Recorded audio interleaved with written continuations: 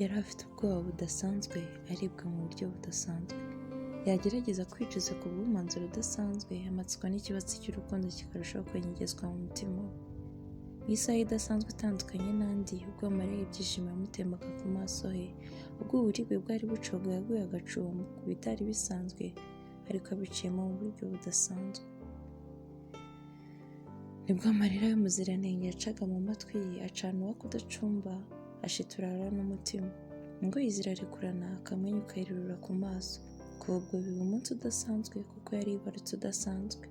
Umunsi udasanzwe kuko umwanzuro udasanzwe usangana abafite umutima ukomeye. Ntibyari bisanzwe gusa wowe wari udasanzwe kuri we. Amahitamo aba menshi adasanzwe kubw'umwanzuro udasanzwe. Ariko yanangiye umutima kugira udasanzwe mu buryo budasanzwe, akwereka ibidasanzwe n'udasanzwe kuko afashe icyemezo kidasanzwe.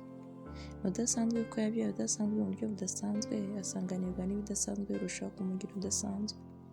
Ku mpamvu zidasanzwe ibidasanzwe byarabaye, gusa iteka ahora ari udasanzwe kuko yabyaye udasanzwe akitwa umubyeyi.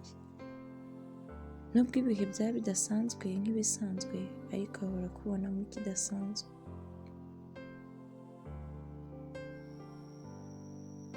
Benshi batinya gufata umwanzuro udasanzwe, we yabaye udasanzwe ahitamo ibidasanzwe birushaho kugira udasanzwe. Ni byinshi yaretse bidasanzwe kuri we ngo akunde abona udasanzwe mu buryo budasanzwe. Yemeye kumva uburibwe budasanzwe ngo akunda kugira udasanzwe. Ntuzatume abona ko yibeshya abona ibidasanzwe muri wowe. Bigatera ibyiyumviro bidasanzwe bisesagurwa, ntugatume abona wacitse intege bidasanzwe. Kandi muri ya ntambara idasanzwe, benshi bamubuza, benshi bamuca intege, benshi bamuveba. Ariko akanga afata umwanzuro udasanzwe mu buryo budasanzwe, akemera gukora ibidasanzwe ngo akwiteho. Uzaharanire ko arushaho kukubona nk'udasanzwe mu buryo budasanzwe, gukora ibidasanzwe bidasanganwa benshi.